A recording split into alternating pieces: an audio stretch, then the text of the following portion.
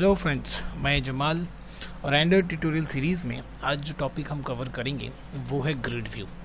और इस टॉपिक को सेलेक्ट करने का जो मेन इम्पॉर्टेंट टारगेट ये है कि इस ग्रिड व्यू में जो हम डेटा फेच करेंगे with the help of base adapter.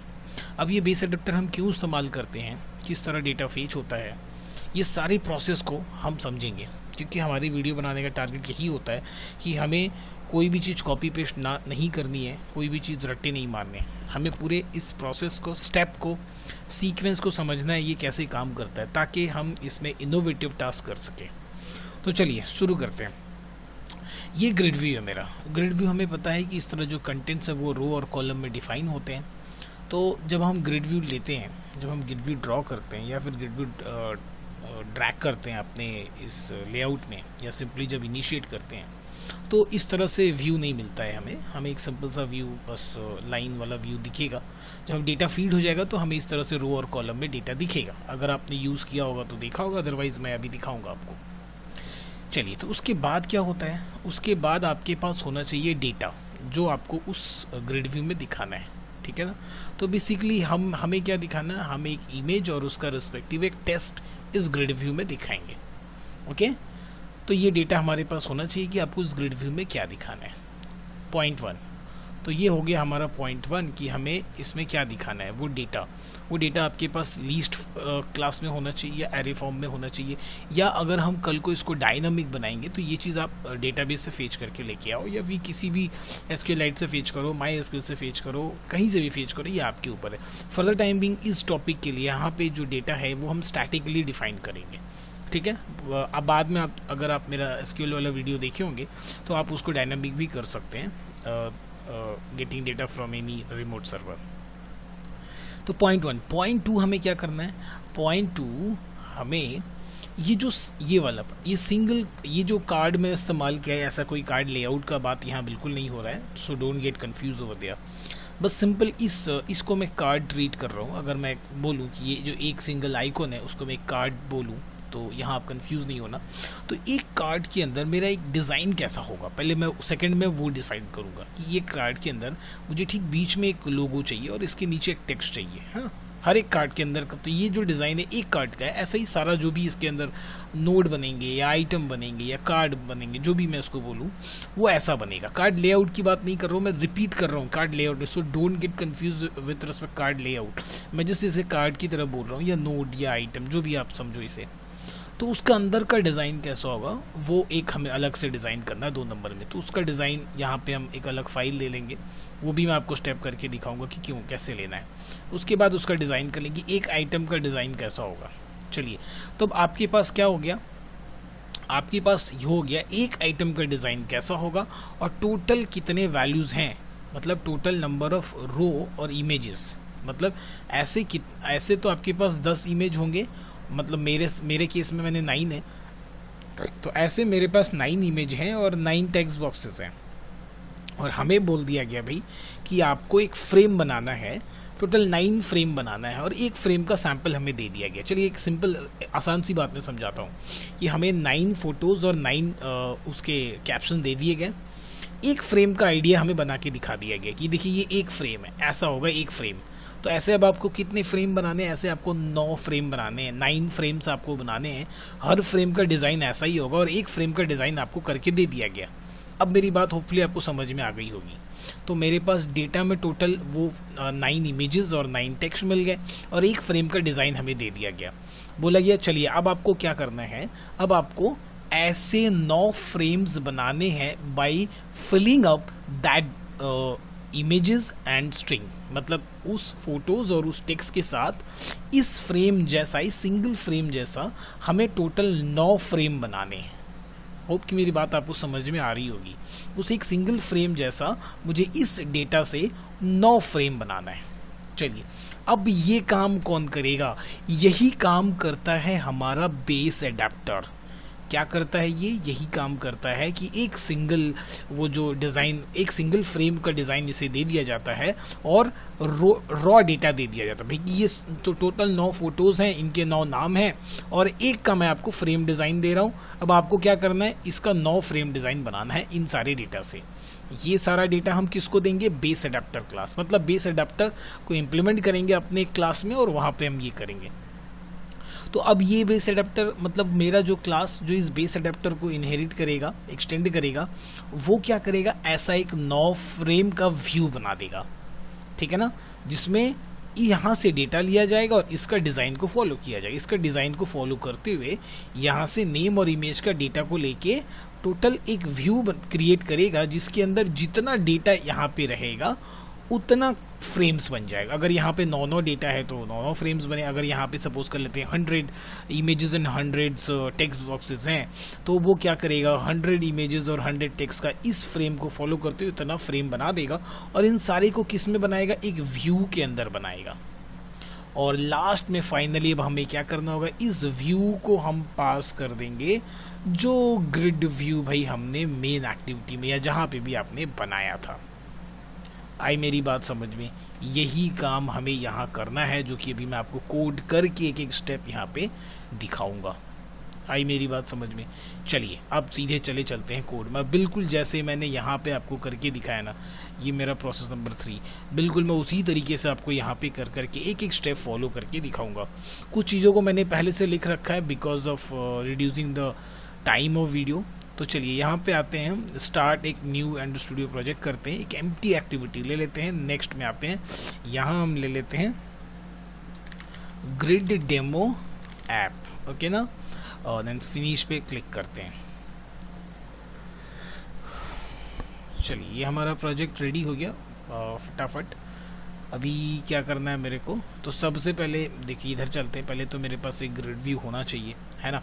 तो हम क्या करते हैं, अपने ऐप में मेन एक्टिविटी मेन के अंदर यहाँ आते हैं और सबसे पहले कॉन्स्टेंट लेआउट को मैं हटा देता हूँ। ओके, यहाँ मैं ले लेता हूँ एक लीनियर लेआउट। लेने के बाद जो इसका ओरिएंटेशन है, ओरिएंटेशन को हम कर देते हैं वर्टिकल। फिलहाल इसमें कुछ खास इसका काम नहीं है और इस बंदे को भाई यहाँ से हम हटा देते हैं, ठीक है ना। तो यहाँ क्या ले लेते हैं, यहाँ लेते हैं ग्रिड व्यू। ध्यान रहे हम व्यू पे काम कर रहे हैं। तो इसका जो हाइट और विड्थ क्या होगा, बिल्कुल मैच पेरेंट और मैच पेरेंट कर देते हैं, ठीक है ना। और इसका एक आईडी दे देते हैं। चलिए तो आईडी आप हम दे देते हैं ग्रिड, इसका नाम ही, या डेटा ग्रिड कर देते हैं। चलिए अच्छा लग रहा है ये नाम, इसका नाम डेटा ग्रिड कर देते हैं। उसके बाद नंबर ऑफ कॉलम्स कितने होने चाहिए आप खुद भी डिफाइन कर सकते हो, बस फिलहाल हम इसमें ऑटो फिट रखते हैं। जो डेटा है उसके हिसाब से ये एडजस्ट कर लेगा।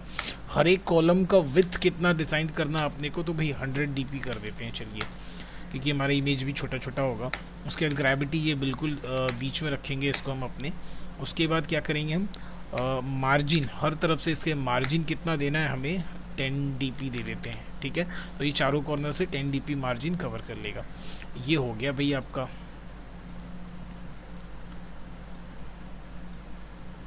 इसे क्या प्रॉब्लम हो रही है, रेड क्यों दिख रहा है, एनालिसिस कंप्लीटेड, ठीक है, डन, कोई इशू नहीं है। चलिए अब यहाँ आते हैं। यहाँ आने के बाद अपने को क्या करना है, उस ग्रिड व्यू का ऑब्जेक्ट हमें ले लेना है ना। तो कास्टिंग के लिए हम यहाँ पे उस ग्रिड व्यू का ऑब्जेक्ट बना लेते हैं, ग्रिड व्यू, ग्रिड नाम देते हैं इसका, ठीक है ना। नेक्स्ट यहाँ पे अब क्या करते हैं, इसकी कास्टिंग कर देते हैं। So grid equal to grid view, find view by id r.id.data grid। यहाँ तक का काम खत्म। चलिए डायग्राम में आके दिखाते हैं आपको। ये वाला काम तो मैंने बना लिया।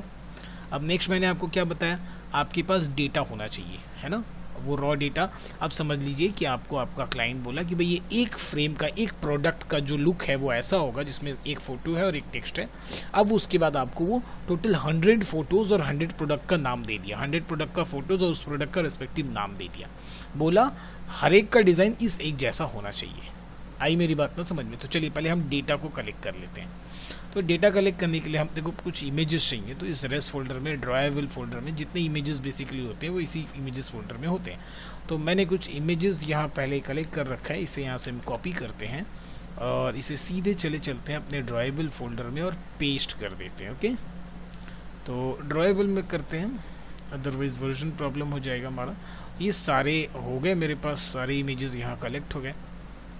अब मेरे को क्या करना है, वो वेरिएबल्स को पूरा रेडी कर लेना, मतलब वो डेटा को पूरा रेडी कर लेना है। तो देखिए यहाँ टाइम बचाने के लिए मैंने इस वेरिएबल को रेडी रखा था, तो इसकी ज़रूरत नहीं है। तो देखिए मैंने एक इंटीजर आइकॉन एरे ले लिया, जहाँ पे हम क्या किए कि ये जितने इमेजेस हैं उन सबको मैंने एक एरे में रख लिया, और ये जितने नेम्स हैं इनके रिस्पेक्टिव वो भी मैंने एक एरे में रख लिया। एक स्ट्रिंग एरे हो गया और एक मतलब एक इंटीजर एरे हो गया। चलिए अब नेक्स्ट काम क्या है, तो इधर देखिए ये वाला पार्ट भी ख़त्म हो गया मेरा। ठीक है, अब आपका काम है ये वाला एक सिंगल कार्ड का डिज़ाइन पहले आप रेडी कर लो। चलिए तो फिर कहाँ करना है, वापस से प्रोजेक्ट में आते हैं। वही वो सिंगल कार्ड का डिज़ाइन कहाँ पे होगा, लेआउट में होगा। तो एक्टिविटी मेन ओरिएंटेशन वर्टिकल भी हमने दे दिया है 100 dp। अच्छा सॉरी, डन। हाँ, तो अभी लेआउट में आते हैं, यहाँ पे जाते हैं लिंक में, लेआउट रिसोर्स फाइल। अब भाई उसका नाम क्या देना आपको, तो चलिए मैं उसका नाम दे देता हूँ फ्रेम, सिंगल फ्रेम, समझने में आसान होगा आपको। तो मैंने उसका नाम दे दिया सिंगल फ्रेम, ओके कर दिया। और यहाँ पे मैं इसको हटा के यहाँ पे मैं ले लूँगा लीनियर लेआउट। ठीक है ना, चलिए इसकी भी डिज़ाइन मैंने पहले से करके रखी है ताकि जो हमारा टाइम है वो बच सके। अब यहाँ पे हम आते हैं, अब इस चीज़ को हम समझ लेते हैं। ये जो SRC कंपैट है इसे यहाँ से हटाते हैं। अब देखिए यहाँ पे फंडा क्या है, यहाँ पे मैंने एक इमेज व्यू लिया है। सबसे पहली बात कि इसकी जो ओरिएंटेशन है वो आपको क्या करनी पड़ेगी, ओरिएंटेशन आप कर दो वर्टिकल, ताकि क्योंकि ये देखिए ये वर्टिकल इस तरह से, मतलब ऐसे पहले इमेज दिखाएगा, उसके नीचे टेक्स्ट व्यू दिखाएगा। तो मैंने एक इमेज लिया, इसका आईडी दे दिया आइकॉन इमेज। इसका एक बैकग्राउंड कलर, इसकी कोई ज़रूरत नहीं क्योंकि इमेज जब हम ले लेंगे तो बैकग्राउंड कलर का कोई मतलब नहीं बनता है। Layout with 100 dp, layout height 100 dp। एक SRC कलर फिलहाल मैंने दे के रखा हुआ है, इसका पैडिंग टॉप 20 dp। इसके नीचे टेक्स्ट बॉक्स, जिसका जो विथ है रैप कंटेंट, हाइट भी रैप कंटेंट, आईडी मैंने टेक्स्ट डेटा दे रखा है इसका। टेक्स्ट कलर जो है इसका प्राइमरी कलर। तो सबसे पहले ना आप इधर आ जाओ वैल्यूज़ में, कलर में जो प्राइमरी कलर जो है इसका, ये कलर प्राइमरी मुझे अच्छा नहीं लगता है, तो ये कलर ले लेते हैं इसका प्राइमरी कलर में। ठीक है ना, तो ये मेरा प्राइमरी कलर वही वाला आ जाएगा, कलर प्राइमरी डार्क, ये वाला चाहिए मुझे। ठीक है, ओके डन। और टेक्स्ट डेमो, अभी फ़िलहाल उसमें डेमो टेक्स्ट लिखा हुआ आएगा। तो ये हमारा डिज़ाइन हो गया सिंगल, आप यहाँ से देख सकते हो इसको इस तरह से। अब ये बीच में नहीं आ रहा है, क्यों नहीं आ रहा भाई, इसकी जो ग्रेविटी है ना वो आपको करनी पड़ेगी क्या, सेंटर, ग्रेविटी आप कर दो सेंटर। ठीक है ना, अभी बिल्कुल अच्छे से बीच में दिखेगा। अब आ जाते हैं, दो काम हो गया मेरा, ये वाला हो गया, ये वाला हो गया और ये वाला हो गया, तीनों काम हो गए। ग्रिड व्यू बना लिया मैंने, मेन जावा फाइल में जाके उसकी कास्टिंग कर ली, डेटा हमने तैयार कर लिया और सिंगल को भी डिज़ाइन कर लिया। अब देखना है भाई कि ये क्या करता है। ये बेस एडेप्टर, एक ऐसा क्लास वो जो बेस एडेप्टर को इनहेरिट करेगा, वो ऐसा कौन सा जादू कर रहा है कि इस तरह से कई फ्रेम बना दे रहा है। इस एक फ्रेम को देख कर इन डेटा से इस तरह के कई फ्रेम वो बना रहा है। चलिए यही अपने को करना है। तो अब इधर आ जाते हैं भैया, एक चीज़ मैंने देखो यहाँ, जब यहाँ से लाइन यहाँ ले गया ना, मैं दिखाया हूँ आपकी कि ये लेआउट इन्फ्लेटर ये क्या करता है। लेआउट इन्फ्लेटर इस XML फाइल को रीड करेगा और एक व्यू में कन्वर्ट करेगा। ठीक है, ये ध्यान रखिएगा। लेआउट इन्फ्लेटर क्या करेगा, इस XML फाइल को रीड करेगा, है ना, और एक व्यू आपको रिटर्न करके देगा। चलिए आते हैं इधर कोड में आते हैं, जो अपने पैकेज पे जाते हैं, एक नया जावा क्लास ले लेते हैं। क्या नाम है भाई, हम अपना नाम ले लेते हैं ग्रिड एडाप्टर। ठीक है ना, ग्रिड एडाप्टर उसका नाम ले लेते हैं। उसका सुपर क्लास क्या होगा, उसका सुपर क्लास होगा बेस एडाप्टर। आप यहाँ भी ले सकते हो या क्लास लिखने के बाद भी ले सकते हो, आपकी मर्जी। बेस एडाप्टर, ठीक है ना। जैसे ही आप ये लिखोगे तो ये रेड कलर का लाइन आ जाएगा, लाइन पे आप क्लिक करना, यहाँ पे ये दिखा देगा आपको आइकॉन। चलिए यहाँ पे आ गया। अब यहाँ पे जाके आपको इम्प्लीमेंट मेथड्स पे क्लिक करना है, जितने मेथड्स है सारे को इम्प्लीमेंट कर लेना है। ठीक है ना। अब ये बात हो गई डेटा भेजने की। देखिए अब ये दोनों, ये जो डेटा है ना ये इसके अंदर जाएगा, इस क्लास के अंदर जाएगा। व्हाट इज दिस ये जो है ना ये मेरा हो गया grid adapter class, grid adapter class. अब इसके अंदर आप भेजोगे क्या, इसी के अंदर आप वो डेटा भेजोगे। अगर मैं इसका डायग्राम यहाँ पे लाके रखूँ तो आपको ज़्यादा बेटर समझ में आएगा। देखिए ये ब्रैकेट मतलब क्या, ये कंस्ट्रक्टर है, तो ये जो डेटा इस कंस्ट्रक्टर के थ्रू होते हुए इस क्लास के अंदर घुसेगा। तो भाई यहाँ पे तो वेरिएबल्स होना चाहिए ना, आप बाहर से क्या क्या भेज रहे हो इसके अंदर, स्ट्रिंग का एरे और इमेज का एरे, तो आपके पास तो होना चाहिए वो। तो चलिए तो सबसे पहले क्या कर देते हैं, प्राइवेट वेरिएबल ले लेते हैं, प्राइवेट फाइनल स्ट्रिंग, और हम ले लेते हैं नेम, एक एरे ले लिया हमने, ठीक है। फिर प्राइवेट फाइनल इंटीजर इमेजेस, एक एरे ले लेते हैं, ठीक है। चलिए 2 एरे ले लिया हमने, क्या प्रॉब्लम भैया, अच्छा कंस्ट्रक्टर आ रहे हैं कंस्ट्रक्टर के पास। चलिए उसका एक कॉन्टेक्स्ट ले लिया ताकि करंट कॉन्टेक्स्ट को मेंटेन किया जा सके, ठीक है। और क्या है, और कुछ की ज़रूरत नहीं है। अब हम राइट क्लिक करते हैं, जनरेट में जाते हैं, कहाँ है भी ये जनरेट, और कंस्ट्रक्टर क्रिएट कर लेते हैं। क्या क्या चाहिए कंस्ट्रक्टर में, ये तीनों चाहिए मेरे को, नेम इमेज और कॉन्टेक्स्ट। ओके करते हैं। देखिए फटाफट आपका कंस्ट्रक्टर यहाँ से तैयार हो गया। अब मतलब जब भी आपको ग्रिड एडाप्टर का ऑब्जेक्ट बनाओगे आप, तो आपको ये नेम, ये इमेजेस और ये कॉन्टेक्स्ट आपको भेजना है। वहाँ से हमने इन तीनों पे रिसीव कर लिया, मतलब यहाँ इमेज पे आपको डायरेक्ट आता हूँ। फिर देखिए यहाँ पे जब भी आप ग्रिड एडाप्टर का ऑब्जेक्ट बनाएंगे, हम क्या क्या भेजेंगे, ये अपना जो मेरा डेटा है एरे का, स्ट्रिंग का और इमेजेस का, वो भेज देंगे और कॉन्टेक्स्ट भेज देंगे। अब इस क्लास के अंदर ये क्या करेगा, एक ऐसा कॉपी, ये जो एरे, ये नेम और इमेजेस हैं, ऐसा कॉपी एक इसके पास भी होगा, इससे वो इसको इनिशियलाइज कर लेगा, ठीक है ना। इससे इन सारे बाहर से जो डेटा आ रहा है उससे वो अपने वेरिएबल को इनिशियलाइज कर लेगा, जो कि मैंने आपको यहाँ दिखा रहा हूँ कंस्ट्रक्टर। अगर आपको कंस्ट्रक्टर पता है तो ये चीज़ आपको भली बात समझ में आ रहा होगा। और ये उसके बाद कहाँ गया, अब जो बहुत इम्पोर्टेंट काम करना है वो ये गेट व्यू, यही सारा काम करेगा, मीन्स सारा गेम इसी का है। व्यू गेट व्यू मीन्स, देखिए पहली बात तो ये व्यू गेट व्यू क्या रिटर्न कर रहा है, व्यू। अब आप डायग्राम में वापस आइए, देखिए मैं क्या बोला था, ये व्यू रिटर्न करेगा ग्रिड व्यू को। तो अल्टीमेटली ये जो सारा काम कर रहा है, ये जो फ्रेमिंग का काम करेगा, मीन्स उस डेटा को लेकर, इस फ्रेम सैंपल को लेके जो वो टोटल नंबर ऑफ 9 फ्रेम्स एक व्यू के अंदर बनाएगा, वो कौन मेथड करेगा भी इस अडेप्टर का, वो यही मेथड करेगा, व्यू गेट व्यू, ठीक है ना। तो चलिए अब इसके अंदर काम कैसे करना है। तो सबसे पहले ना हम उस सैंपल को उठाते हैं। मैं बोलूँगा भाई चलो पहले वो सैंपल देखते हैं कि वो सैंपल कैसा है। तो उस सैंपल को कैसे उठाएंगे, हम ऑब्जेक्ट बनाएंगे लेआउट इन्फ्लेटर का। मैं अभी थोड़ी देर पहले आपको बताया कि लेआउट इन्फ्लेटर क्या करता है। अब इस लेआउट इन्फ्लेटर में आपको क्या लिखना है यहाँ पे, फिर देखिए भाई लेआउट इन्फ्लेटर ना, पहले तो इसकी ये कर लेते हैं, कास्टिंग कर लेते हैं। तो यहाँ पे अपने को लिखना है लेआउट इन्फ्लेटर, उसके बाद फिर आपको लिखना है कॉन्टेक्स्ट, वो जो आपने कॉन्टेक्स्ट बनाया वो context dot get to system services, ठीक है, ये वाला फर्स्ट ऑप्शन ले लेंगे, गेट सिस्टम सर्विसेज।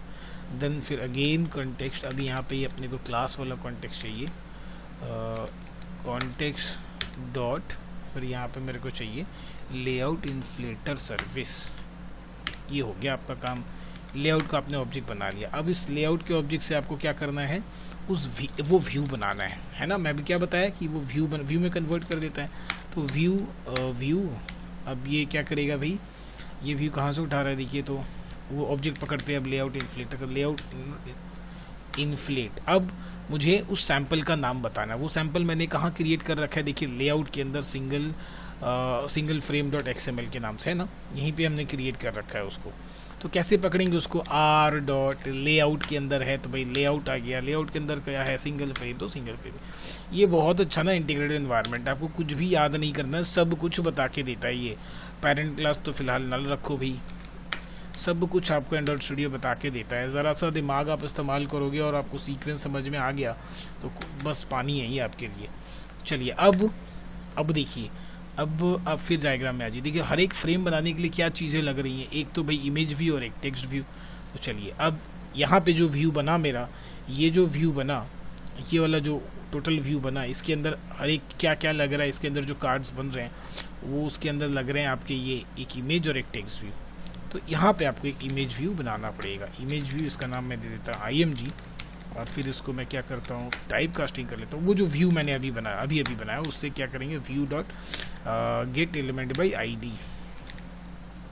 है ना, sorry not gate element by ID, find view by ID, find view by ID। और यहाँ पे चलिए अब देखिए आपने जो बनाया है सिंगल फ्रेम, उसमें भी आपने एक ID दी होगी। ये ID क्या थी, आइकॉन इमेज, और यहाँ है टेक्स्ट डेटा। तो यहाँ पे चले आइए r.id.icon इमेज, है ना, यहाँ मिल गए हमें। नेक्स्ट हमने क्या बनाने हैं, टेक्स्ट व्यू, तो वो TV ले लेते हैं और इसकी भी टाइप कास्टिंग कर लेते हैं टेक्स्ट व्यू। फिर व्यू से ही उसे फाइंड कर लेंगे, find view by ID, r.id. हमने क्या रखा था भाई, उसका नाम देख लेते हैं। चलिए हमने उसका नाम रखा था टेक्स्ट डेटा, तो टेक्स्ट डेटा ये चला आया। ये हो गया दोनों रेडी। अब करना क्या है, आपके पास तो टोटल डेटा कहाँ पड़ा हुआ है, ये देखिए इस क्लास में, यहाँ पे इस नेम और इमेजेस के अंदर पड़ा हुआ है। फ्रेम बना लिया आपने, माने पूरा फ्रेम, पूरा व्यू बन गया, उस व्यू के अंदर सारे फ्रेम्स भी बन गए, समझिए सारे फ्रेम बन गए। अब आपको करना क्या है, सिर्फ फिल कर देना है, मीन्स आपका जो रॉ डेटा है उसे हर एक फ्रेम में फिल कर देना है। तो वो कैसे होगा, IMG डॉट, यहाँ पे हमारा क्या है भाई, SRC, हमारा जो डेटा है set image resource, SRC compact तो वहाँ था। अब इसमें क्या करना है, इमेज कहाँ पे है आपके पास, इस वाले में, इमेजेस में, है ना। तो यहाँ आपको लिखना है इमेजेस और पोजीशन, ये आपको दे रहा है पोजीशन, मीन्स एक एक डेटा को उठाएगा उसके अंदर फीड करता जाएगा, एक डेटा को उठाएगा उसके अंदर फीड, इटरेटिव मोड में ये डेटा उठाएगा और हर एक फ्रेम बनाता जाएगा। मतलब एक फ्रेम रेडी, अब उसके अंदर डेटा फीड किया, फिर एक फ्रेम रेडी, उसके अंदर डेटा फीड किया, फिर एक फ्रेम रेडी, उसके अंदर इमेज का डेटा फीड किया। इसी तरह दूसरे वाले का भी TV डॉट सेट टेक्स्ट, इसके अंदर फिर क्या भाई आपके पास क्या है, जो हमारा वैल्यू है वो क्या है, नेम, नेम से देन अगेन नेम और I again, so not I, sorry, position, है ना। अब ये उठाता जाएगा, फीड करता जाएगा। अब आपको करना क्या है, बस आपने इसका जो व्यू आपने रेडी किया है, चलिए भैया अब उस व्यू को भेज दीजिए कि भैया चलिए ये मेरा व्यू रेडी हो गया। तो देखिए ये क्या किया, उस व्यू के अंदर ढेर सारा फ्रेम्स बना लिया। अब ये क्या किया, उस हर फ्रेम में जो डेटा हमें बाहर से मिला उसके अंदर डेटा भरता गया, उस हर फ्रेम में डेटा भरता गया। ये फ्रेम का सैंपल हमें कहाँ से मिल गया, इस सैंपल, यहाँ से हमें फ्रेम का सैंपल मिल गया। फिर हमने उसके अंदर ढेर सारे फ्रेम्स बनाए, ढेर सारे मतलब जितना डेटा था उतना फ्रेम बना लिया। अब उस हर फ्रेम में डेटा को हमने फीड कर लिया, इमेजेस वाले जगह पे इमेजेस को फीड किया, टेक्स्ट वाली जगह पे टेक्स्ट को फीड किया। अब उस होल व्यू को जिसके अंदर ये मैंने बनाए हैं, ये इमेजेस और टेक्स्ट मैंने बनाया है, उस होल व्यू को जो ये है, उस होल व्यू को यहाँ से हम रिटर्न करेंगे। अब देखिए कहाँ रिटर्न करते हैं, चलिए वहाँ आते हैं, मेन एक्टिविटी डॉट जावा में आगे हम। ये देखिए यहाँ ग्रिड तो बन ही चुका है, बस अब आपका काम क्या है, ग्रिड डॉट सेट एडाप्टर, ये बोला भैया चलो अब उस एडाप्टर का व्यू आपको यहाँ पास कर देना है। तो आप ये ऐसे भी कर सकते हैं, देखिए आप फ्रेश यहाँ पे ये लाइन नहीं लिख के, मानो आप यहाँ पे ऐसे लिखते हो, पहले तो अपना ग्रिड एडाप्टर को ऑब्जेक्ट बनाते हो, grid adapter OBJ equal to new grid adapter, यहाँ पे आपको भेजना है this means current application context हमने भेज दिया। अब देखिए पहले पोजीशन किसका है, पहले इमेजेस का है, पहले स्ट्रिंग का है, फिर इमेजेस का है, तब कॉन्टेक्स्ट है। तो पहले आपको उसी तरह से उसी सीक्वेंस से भेजना होगा। यहाँ तब जब हम ऑब्जेक्ट बना रहे हैं तो पहले अपने को स्ट्रिंग भेजना है ना, स्ट्रिंग इमेजेस देन कॉन्टेक्स्ट। तो कहाँ गया भाई, यहाँ। तो आपको पहले तो स्ट्रिंग भेजना है, तो स्ट्रिंग का इधर नाम क्या है, इधर स्ट्रिंग का नाम है name, then icons, then this. ये हुआ आपका तैयार। अब खाली इस OBJ को आप पास कर दो इसमें, ठीक है। चलिए अगर अब आपको मैं बोलूं कि भाई mathematically this line is equal to this line means x equal to y, तो y can we not replace this x with y, means इस पूरे को यहाँ से उठाओ और डायरेक्ट यहाँ पे रख दो, है ना। तो आपका एक लाइन बच गया। और अगर जावा की भाषा में मैं बोलूँ तो इसे बोलता हूँ anonymous object.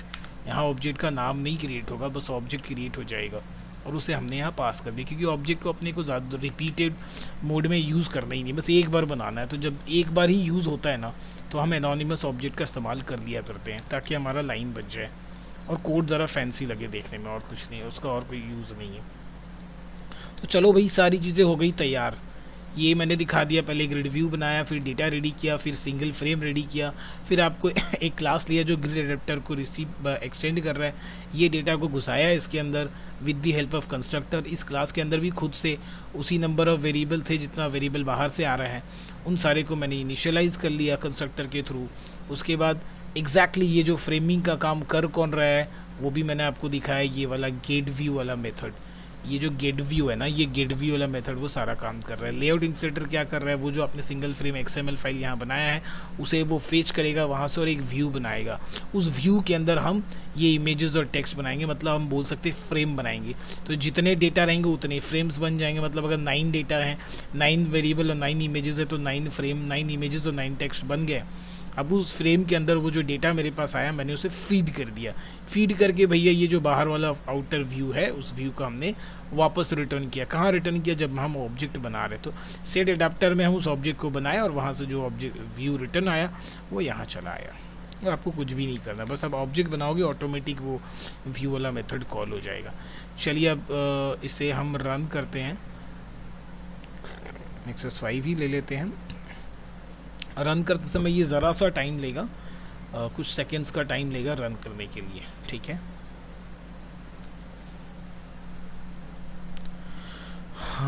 Gradle build run हो रहे हैं। चलिए फटाफट मेरा एमुलेटर तो स्टार्ट हो रहा है।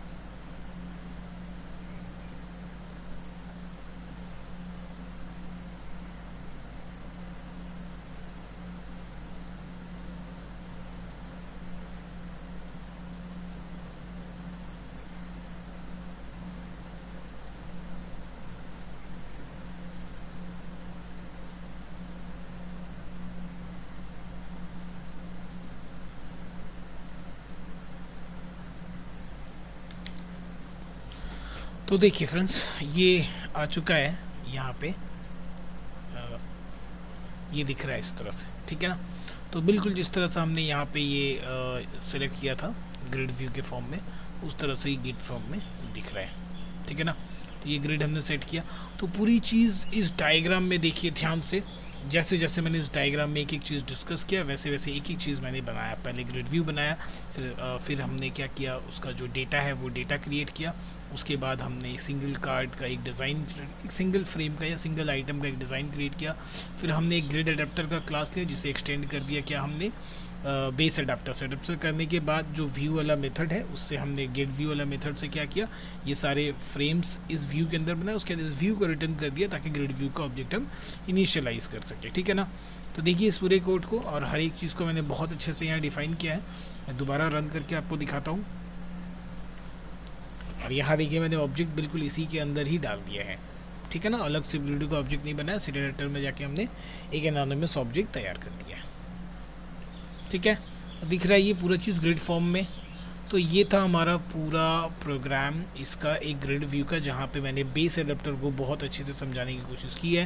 ये होप कि ये पूरा आइडिया आपको समझ में आया हो, पूरा वीडियो कॉन्सेप्ट ग्रिड व्यू का आपको समझ में आया हो और आगे आप कुछ प्रोग्राम्स इसमें ज़रूर कर पाएँ। अगर आपको वीडियो अच्छा लगा हो तो अपने दोस्तों के साथ वीडियो को शेयर कीजिएगा और चैनल को ज़रूर सब्सक्राइब कीजिएगा ताकि इस प्लेलिस्ट में जो भी मैं नए वीडियोज़ बनाऊँ वो आप तक ज़रूर पहुँचे। वीडियो देखने के लिए थैंक यू सो मच।